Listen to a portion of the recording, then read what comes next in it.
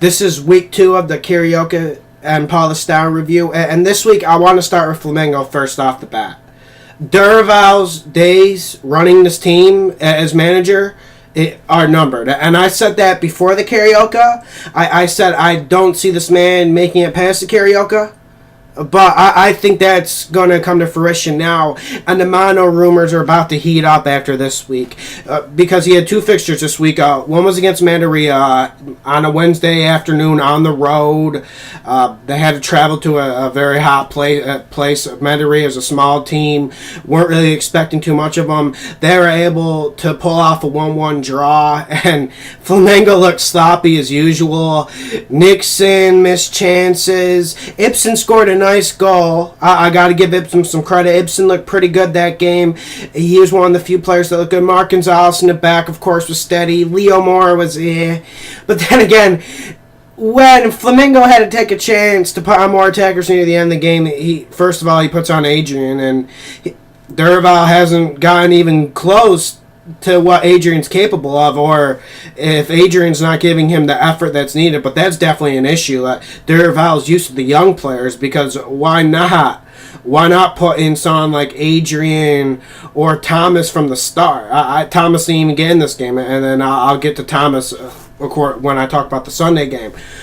But then you saw it's just uninspired substitutions. Renato Abreu coming in to play left back. That was just... It was just desperation, but it wasn't a winning formula. And you know what? Flamengo actually probably should have lost that game if we look at the grand scheme of things. Okay, but with that game, I'm not going to panic too much. Okay, I'll take it for what it's worth. An upset, a draw on the road. All right, Flamengo's still trying to get into fitness. Okay. Now let's go to Sunday against Volta Redonda. They won 1-0. Okay. But you know what? They should have at least had 3 goals. And you know what? Volta Redonda had a good claim for 2 or 3 goals themselves. What can I say about Hernani? Flamengo's been struggling with finishing for about a year now. And Hernani's not helping that. He missed a simple chance that would have gave Flamengo the lead earlier in about the 43rd minute of the second half. And then he scored a miracle goal at the end when you almost just gave up with Flamengo and said there's no way they're scoring today. But you have to look at both of these games and just start asking questions of Dorival. With Alias in the midfield, along with Ibsen and Casillas, it started looking better, and I'm giving a little credit. Rafinha played pretty good, but come on, Dorival, you're not getting enough. And he was timid with his substitutions against Volta Redonda. How's he going to win a Clásico against Botafogo or Flu if he is scared to make substitutions against Volta Redonda? So that's my main complaint with him. I see Mano taking over soon. Okay, now let's get to Santos. I know about the controversy against Botafogo SP. I already touched on that in the previous video, so I'm not going to elaborate any more on it. But you know what? It was just Neymar having fun and Neymar doing him. And in Neymar's words, what he said about the situation is all he can do is laugh. And that's pretty much where I'm at on this. I'm sick of people complaining about Neymar, because we need to enjoy him before he leaves Brazil. And we should honestly be lucky to have him in Brazil. I'm not saying that he should be playing in Europe. I'm just saying we should be very fortunate he's still here and he enjoys it here. And then a draw against Bragantino.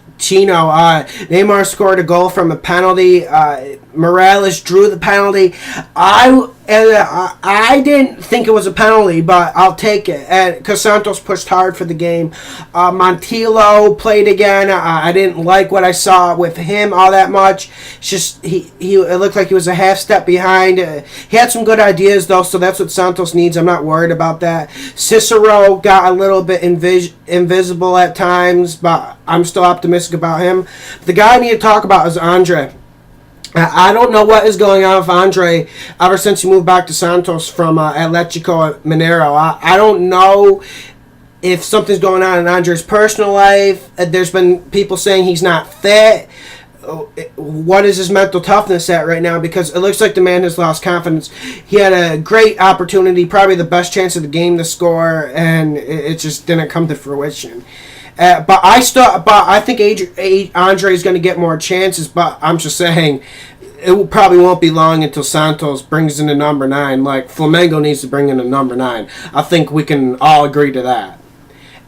But another thing that's been hurting Santos, this back four, guys. This back four is not good enough. This is going to get eaten up in the Brasileiro, and I hope we're learning our lessons against teams like Bragantino, and knowing that this will and can happen in the Brasileiro, and there needs to be reinforcements brought in. I don't really have any suggestions. I'm open to any suggestions, people.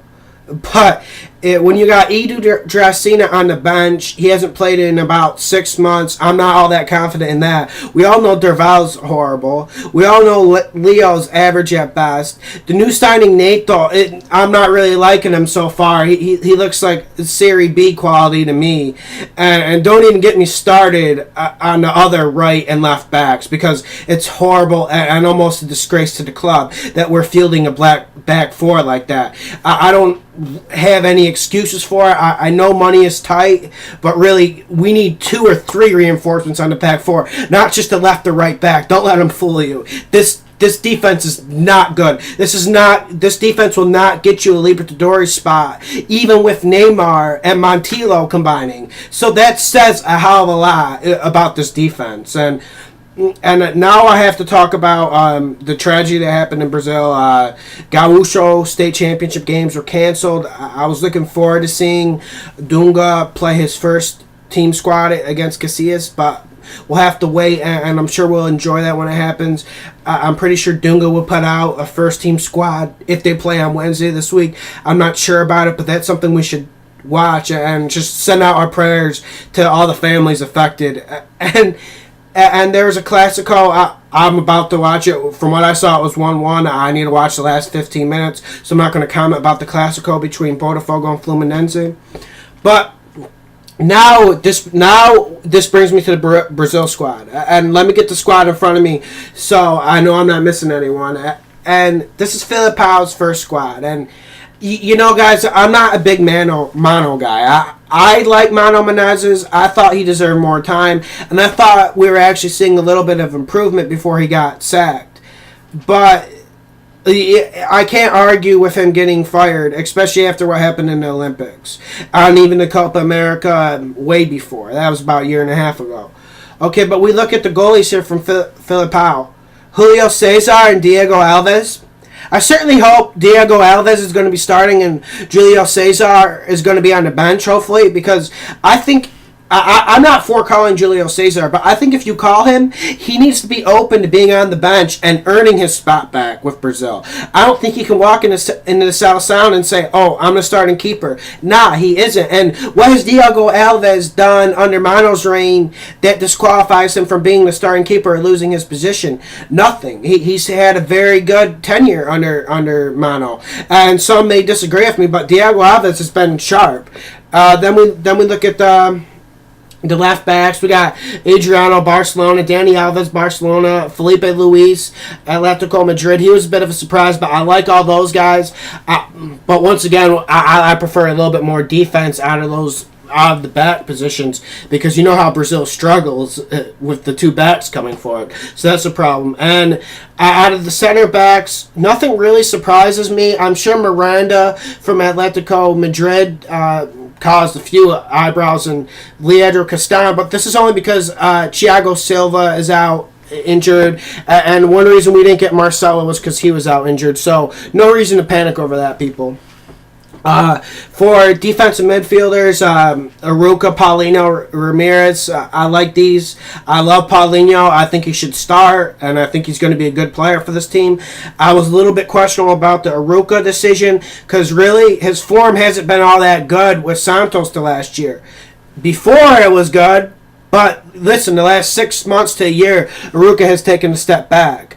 Then we got attacking midfielders. We got Hernandez. I'm sure everyone was very happy that he's there. Lucas Moura, PSG, he's balling up there, so I got to give him credit there.